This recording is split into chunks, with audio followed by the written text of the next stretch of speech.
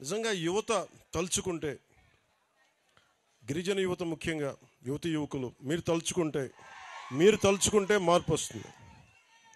గత ఎన్నికల్లో 6 నెలల క్రితం యువత ఒక బలంగా ఒక మాట అనుకున్నారు, మార్పు రావాలి అని. మీరు మార్పు వచ్చింది, మీకు రోడ్లు పడ్డాయి. మార్పు వచ్చింది. పంచాయతీ సర్పంచులకి విలువ లేని పరిస్థితుల్లో పంచాయతీ సర్పంచులు భుజాలు తలగరేసి మేము సర్పంచులను చెప్పుకునే స్థాయికి మేము పెట్టాం. మొన్న ముఖ్యమంత్రి గారి దృష్టికి ఇదే తీసుకెళ్ళాను. ఇద్దరం ఒక గంట సేపు కూర్చున్నాం. గంట సేపు కూర్చొని మాట్లాడింది, మేము కూర్చొని వేరే ఏం మాట్లాడాలి. నేను మాట్లాడిందల్లా గిరిజన ప్రజల స్థితిగతుల గురించే మాట్లాడాను. మీకు ఆదాయం ఎలా పెరగాలి, రోడ్లు కనెక్టివిటీ ఎలా ఉండాలి, నీటి అవసరాలు ఎలా తీర్చాలి, కరెంట్లు ఎలా ఉంది, అలాగే అంగన్వాడీ కేంద్రాలు సరిగ్గా ఉన్నాయా, వాటి రిపేర్లు చేయాలా అని ఇవే మాట్లాడుకొని ప్రధానమంత్రి గారు వచ్చాక ఇలాంటి ఇలాంటి పాలసీల కింద ఇంతకుముందు 250 ఉంటే కానీ రోడ్లు పడేవి కావు. ప్రధానమంత్రి గారు వచ్చాక కనీసం 100 మంది ఉంటే చాలు రోడ్డు వేసేయమని చెప్పారు. ఆ పథకం కింద కొన్ని రోడ్లు. ఇది మన నరేంద్ర మోదీ గారికి మన కృతజ్ఞతలు చెప్పుకోవాలి. ఆయన సంకల్పం, అది ఆయన మహాసంకల్పం. అలాగే ముఖ్యమంత్రి గారి దృష్టికి తీసుకెళ్ళారు. సార్ కనీసం ఇన్ని గ్రామాలు ఉన్నాయి, 4612 పంచాయతీలు ఉన్నాయి, దాదాపు 2000 పైచిలుకు గ్రామాలు ఉన్నాయి. వీటికి మనం ఏం చేయగలం అంటే బడ్జెట్ ఎంత అని అడిగారు. ఆ రోజున మనం కలెక్టర్స్ కాన్ఫరెన్స్లో కలెక్టర్ గారు కూడా ఆ రోజు ఉన్నారు.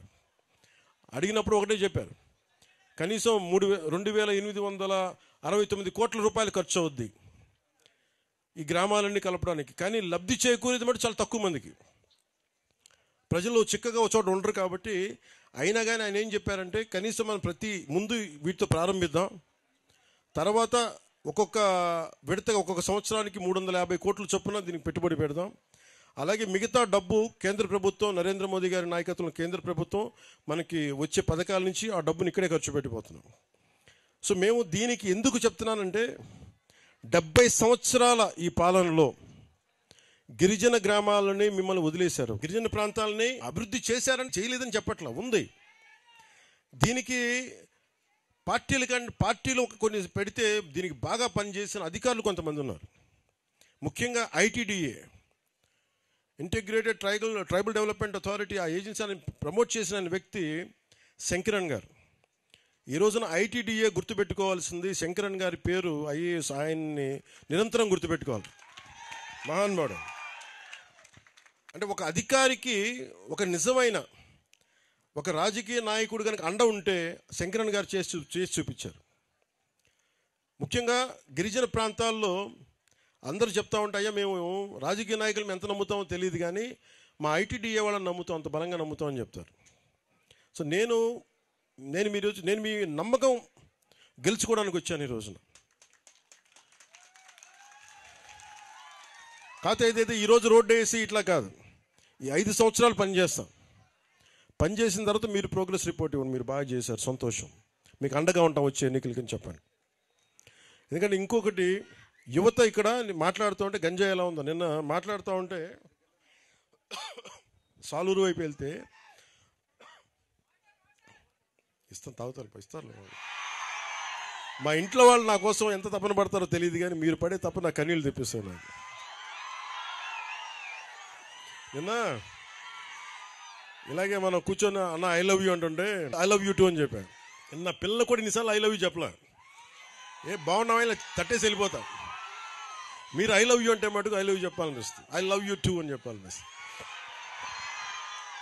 మీకోసం ఇన్ని సంవత్సరాలు నేను ఆదిలాబాద్ తాండాలో తిరిగాను, తెలంగాణలో, మళ్ళీ మన తాండాలో తిరిగాను, మన గిరిజన ప్రాంతాల్లో తిరిగాను. ఉన్న సమస్యలున్నా నీటి సమస్యలు ఉన్నాయి. ఓవర్ హెడ్ ట్యాంక్స్ కట్టినా నీటి సరఫరా సరిగ్గా లేదు, నీటి గడ్డల నుంచి నీళ్లు తోడుకోవాలి, పురుగులు ఉన్నాయి, మధ్యలో కొన్ని ఇబ్బందులు ఉన్నాయి, కొన్ని సాంప్రదాయాలను పాటించే మంచి గుణాలు ఉన్నాయి. అలా ఇవన్నిటికీ కూడా అనుసంధానం చేయాల్సిన అవసరం ఉంది. ఎక్కడ లోటుపాట్లు ఉన్నాయి అవి సవరించాలి. ఎక్కడ ఇప్పుడు మన ఇందాక మనం చూసాం, కాఫీ పండించే విధానం కానీ, ఆర్గానిక్ మనకి చిరుధాన్యాలు కానీ పండించడం, ఇవన్నీ చూస్తూ ఉంటే మీకు ఉపాధికి ఇబ్బందులు లేవు. మీకోసం చేయాల్సిందల్లా ఒక శంకరన్ గారిలాగా ప్రతి అధికారి కనుక పనిచేస్తే నిజంగా మీకు నిజంగా చెప్తున్నాను, డబ్బులు నిజంగా ఈ చెప్పాలి, నేను మనసు పెట్టకపోతే, ముఖ్యమంత్రి గారు కనుక మేమిద్దరం చర్చించుకోకపోతే ఈరోజు ఈ ప్రాజెక్ట్ రాదు. కానీ ఎందుకంటే మనసు పెట్టే నాయకులు మీకు కావాలి. ముఖ్యమంత్రిగా నారా చంద్రబాబు నాయుడు గారి దృష్టికి నేను ఏం తీసుకెళ్ళగలనంటే, నాకు ఫైనాన్స్ని ఎలా హ్యాండిల్ చేయాలో నాకు తెలియదు. నాకు తెలిసిందల్లా మీ కష్టాలను గుర్తించి ఒక అనుభవజ్ఞుడైన నాయకుడు ఉండి, సార్ ఈ ఇబ్బందులు ఉన్నాయి ప్రజలకి, రోడ్లు వేయాలి, ఇంకా డోలీలతో ఇబ్బంది పడుతూ ఉన్నారంటే పాపం వెంటనే ఆయన అడ్మినిస్ట్రేటివ్ శాంక్షన్ 39.40 కోట్ల రూపాయలు వెంటనే చేశారు. సో ఇక్కడున్న కూటమి నాయకులందరి తరపు నుంచి ప్రజల తరపు నుంచి గౌరవ ముఖ్యమంత్రి శ్రీ నారా చంద్రబాబు నాయుడు గారికి మనస్ఫూర్తిగా నా కృతజ్ఞతలు తెలియజేస్తా ఉన్నాను మనందరి తరపు నుంచి. అలాగే మన ప్రధానమంత్రి మనకి పథకాల కోసం, మన రోడ్ల కోసం మళ్ళీ జనవరిలో 250 కోట్ల రూపాయలు ప్రధానమంత్రి గారు దీనికి మంజూరు చేయబోతా ఉన్నారు.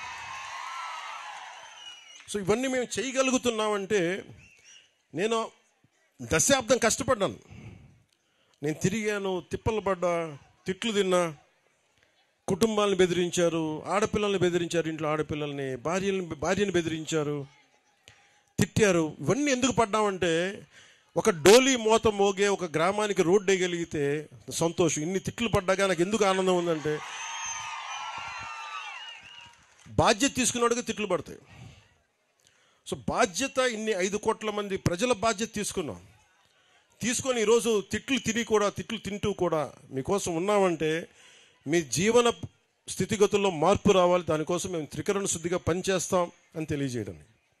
అలాగే దీన్ని అనంతగిరి అంత ప్రాంతాన్నంతా మనం ఊటీగా పిలుచుకుంటాం. దీన్ని ఒక్కొక్క చోట చూసి ఎంత సుందరంగా ఉంది. మనం విజయనగరం వెళ్ళినా కానీ, సాలూరు ప్రాంతానికి వెళ్ళినా, మనం పార్వతీపురం వెళ్ళినా కానీ, మన్యం ప్రాంతంలో ఎక్కడ తిరిగినా చాలా అద్భుతంగా ఉంది.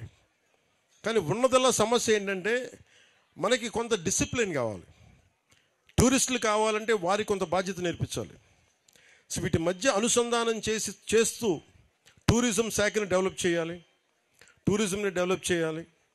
అలాగే నేను ఇందాక యూత్తో మాట్లాడుతూ ఉంటే, నేను ఒక కుర్రాన్ని అడిగాను, గంజాయి ఎక్కువ పండుతుందా ఇక్కడ, గంజాయి ఎలా ఉంది అన్నాడు. అంటే ఆహా చాలా సూపర్ అన్నాడు. నేనన్నా ఇంత ఓపెన్గా చెప్పేస్తున్నాడేంటి, గంజాయి సూపర్ ఏంటన్నావు అన్నాను.